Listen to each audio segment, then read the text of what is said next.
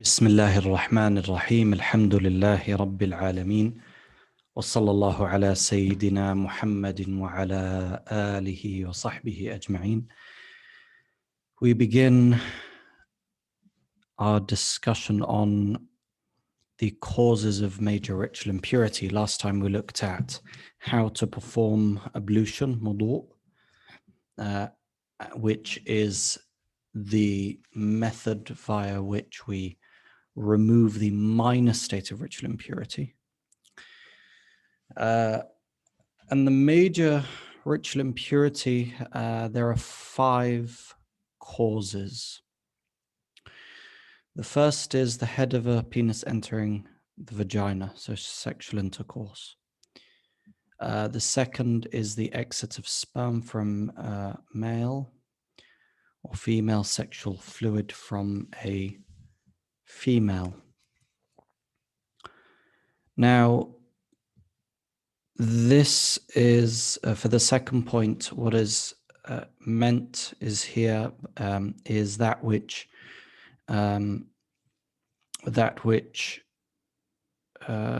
is recognized by the fact that it comes in spurts through contractions. It comes with sexual gratification. Mm-hmm.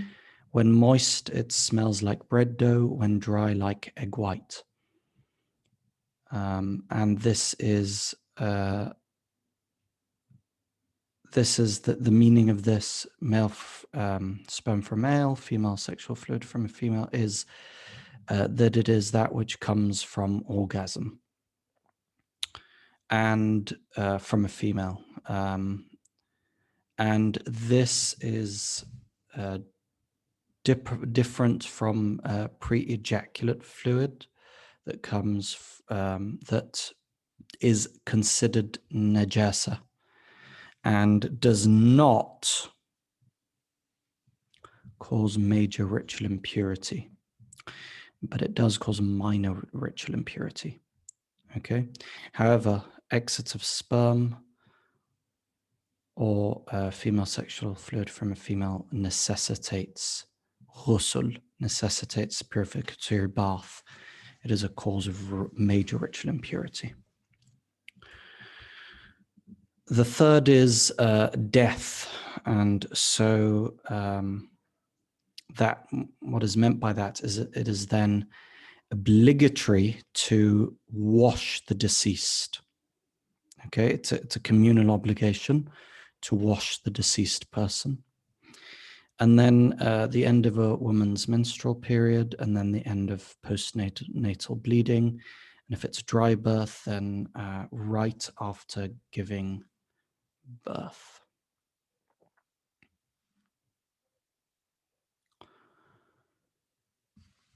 Now,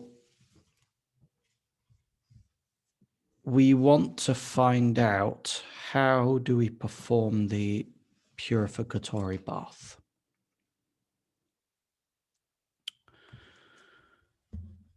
So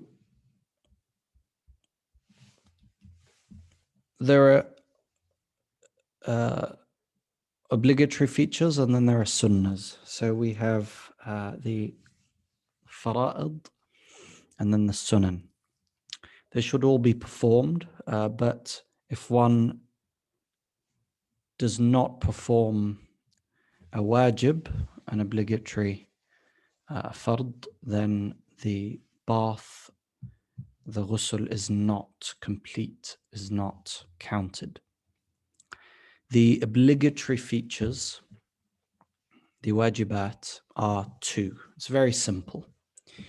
Having an intention, so you have an intention that you're doing a ghusl, okay, that you're removing the state of major ritual impurity. If you don't have an intention, if you're just going in there, you just have a shower without actually making an intention in your heart that you are doing this in order to purify yourself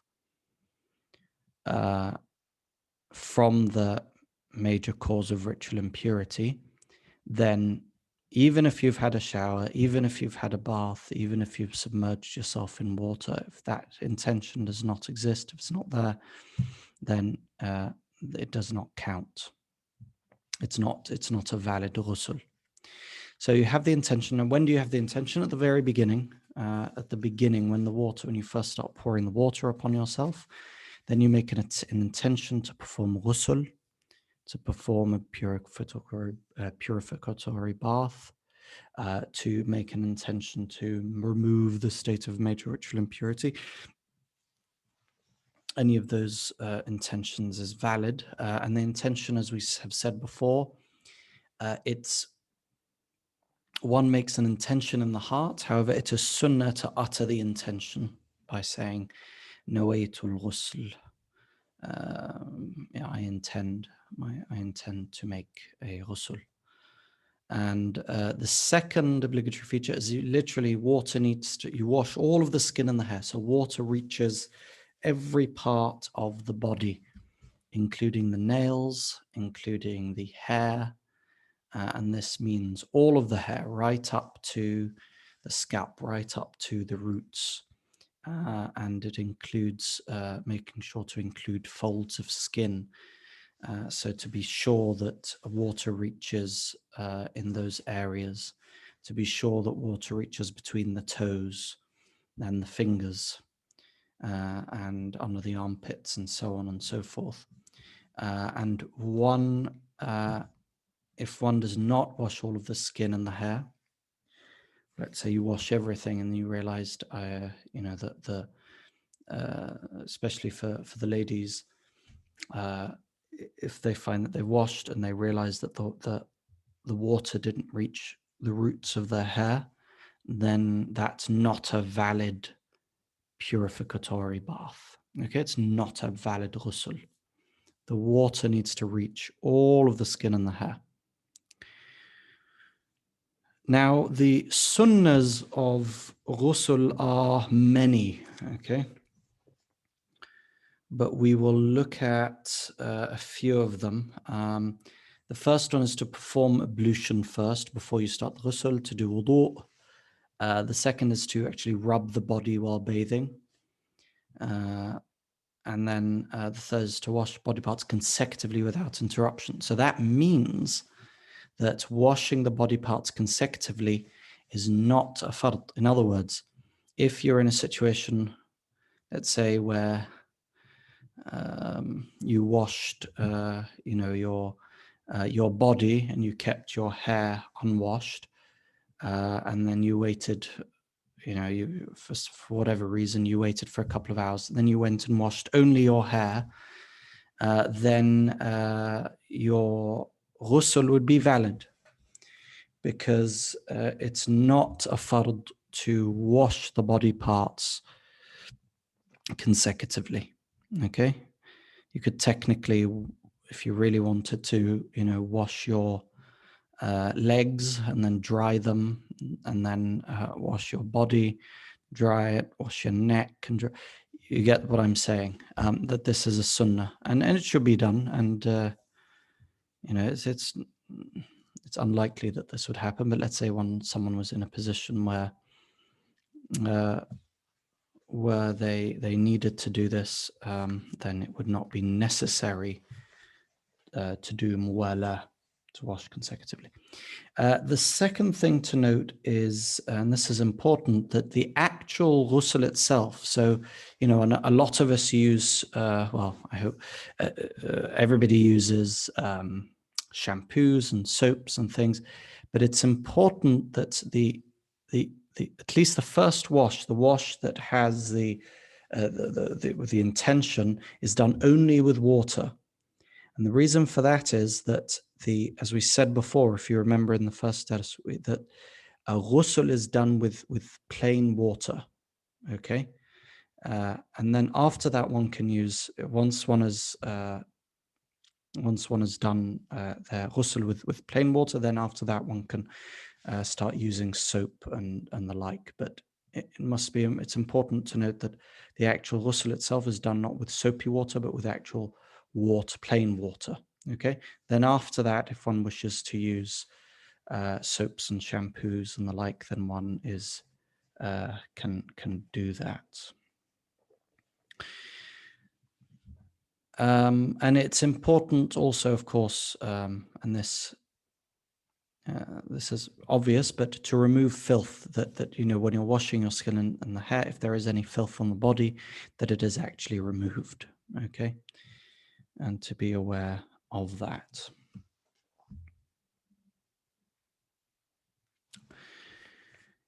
It's also makruh to waste water, and the same goes for wudu. When one is doing wudu, it's makruh to waste water. There are many occasions where the ghusl is sunnah. It's fard, we said, when there are causes of major ritual impurity, but it's also sunnah to do for those attending Friday prayer, Jum'ah prayers, to have a bath on that day, starting from dawn. So from dawn up until before Friday prayers, it's sunnah to do that, Ghusl al-Jum'ah. And then on the two Eids, it's sunnah to have a ghusl on Eid al-Fitr and Eid al-Adha. And the time for that begins from the middle of the night, the night before, up until and then on the day of Eid. And then on the days when the sun or moon eclipses, if you're attending their prayer, it's sunnah to do ghusl before the drought prayer, before performing the Salat al-Istisqa, which we'll talk about in lessons to come. It's sunnah to do a ghusl. Upon becoming Muslim, okay? But this is actually obligatory. It's fard to do that. And it's also, and this is just something to note, that oftentimes you hear when someone wants to become Muslim, that people will ask them to go and have a bath first, bathe first, and then come back and then say the Shahada. Our teachers have told us that it is actually preferable to have them say the Shahada right then and there, and then they can go and perform the bath. And the reason for that is that we do not know a person's ajal, when a person will pass away, and to delay something as monumental, as hugely important as the Shahada, it's preferable not to. One should not do that. And so, they say from some of the Salihin that a man came to him, he lived on the second floor, and the man came to him, he was on the ground floor, and he told him, I want to make the Shahada. And he didn't wait, the scholar, he didn't wait to go down. He's right from the window. He opened the window and said, okay, say it right now. Ashhadu an la ilaha illallah. And the reason for that is what we mentioned, that he said, I don't know from the time that it will take me to descend the steps, whether Allah, if Allah has written for that person to continue living. And the Shahada is a weighty thing. Alhamdulillah. And so also it's sunnah to make a ghusl when regaining consciousness. It's if someone has lost consciousness, in a coma, or if someone recovering from recovering one's sanity. It's sunnah to do a ghusl before entering ihram. And that's the state of pilgrim sanctity. For when entering Mecca, it's also sunnah to do ghusl when standing on Arafah. And then for each day of stoning, of course, these are during the Hajj, each day of staying at Mina, and on the 3 days following Eid al-Adha. It's also sunnah to perform ghusl after washing a deceased person. Okay, and it's also just to note, it's sunnah, not fard, sunnah to perform wudu after touching a corpse. And so these are the main wajibat and the sunan of the ghusl. Now, before we talk about tayammum, before we talk about dry ablution, let's discuss the adab of going to the lavatory. And this is extremely important. It is a fard, it is wajib. It's an obligation to clean oneself of najasa, of impure substances. Okay? So those that are coming from the rear or the front private parts, but of course not gas. It's sunnah to do so with the word here that's used is stone followed by water. And what is meant by here, and so they used to, pre-modern times before we had toilet paper, etc., they used to use stones. And here, this what's specifically said is that these stones are able to actually remove filth. So they're not smooth stones. They have roughness to them. In the Arabic, they say hajar qali' lin najasa. It actually is able to remove the najasa. And this then it's sunnah to follow it up by using water. Okay. Now, this is what's best to do. So 3 stones. Toilet paper is a rough tissue. Toilet paper is qali', has a rough, a rough surface that is able to remove filth, unlike paper, for example. So white paper is not considered qali'. It doesn't remove the filth the same way as tissue paper does. Now, water alone suffices, okay? And 3 stones, if they entirely remove the filth from the place, suffices. Okay, so stones here must fulfill, if they fulfill the following conditions, they can be used without water, okay? So tissue paper, toilet paper can take the place of stones. We're using the word stones because this is what they used to use. Tissue paper serves the same function.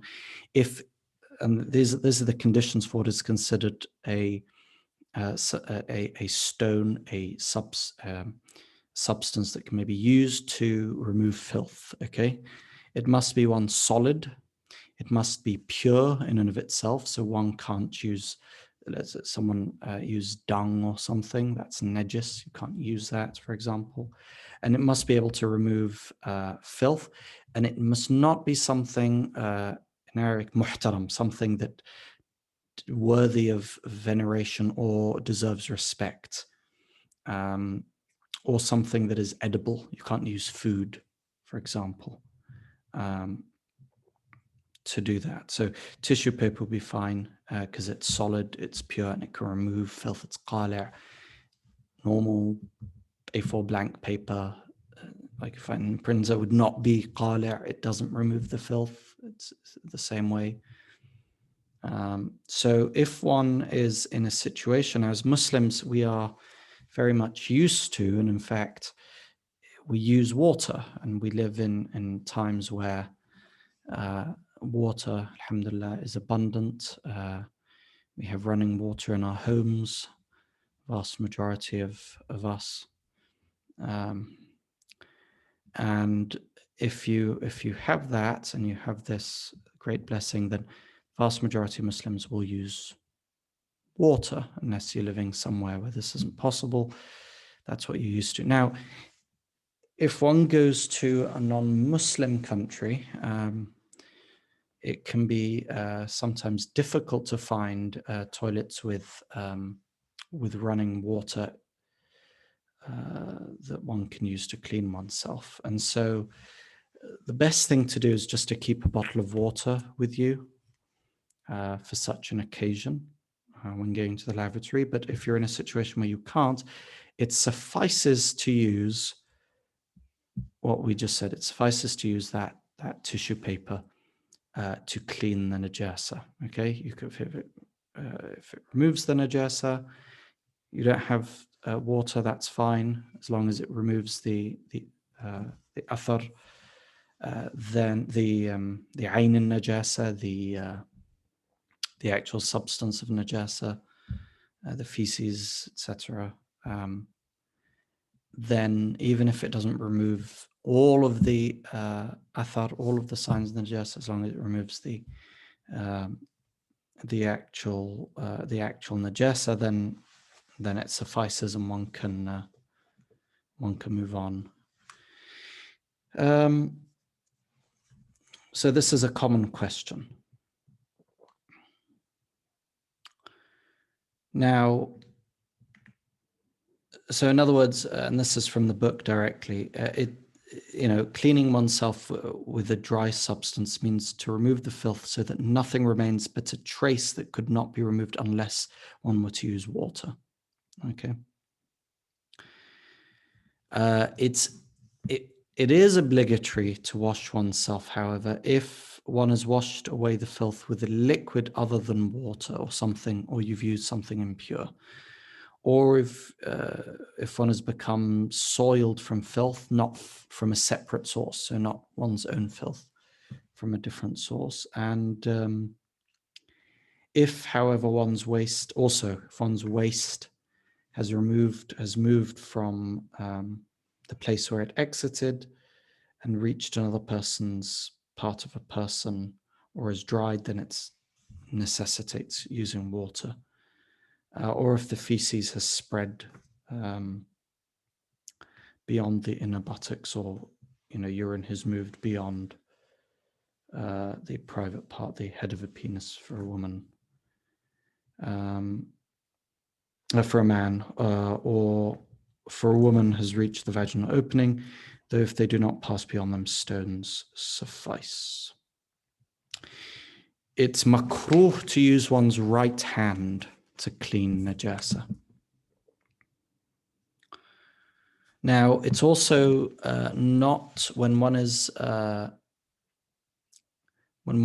relieving oneself outside, it is unlawful to face with the front or rear towards the direction of the qibla, to the direction of prayer. Okay, when one is outdoors and there's no barrier. Okay. One should not relieve oneself in where there's a path or shade, where people gather under fruit trees, in still water,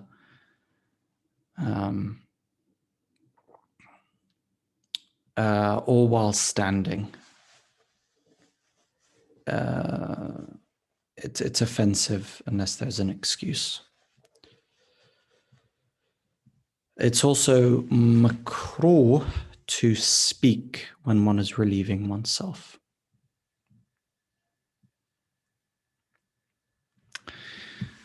So there you go. These are the general adab of going to the lavatory.